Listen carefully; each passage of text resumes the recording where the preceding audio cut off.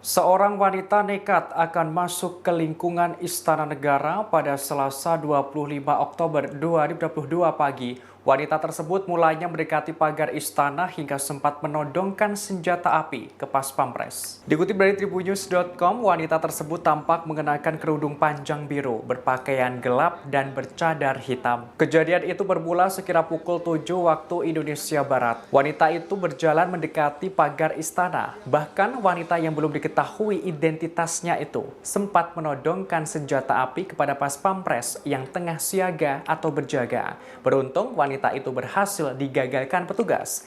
Ia diamankan oleh pihak kepolisian yang berjaga, yakni Satgakur, yaitu Aibtu Hermawan, Bribtu Krismanto, dan Bribda Yuda. Saat ini wanita tersebut sudah dibawa ke Polres Jakarta Barat untuk pemeriksaan lebih lanjut.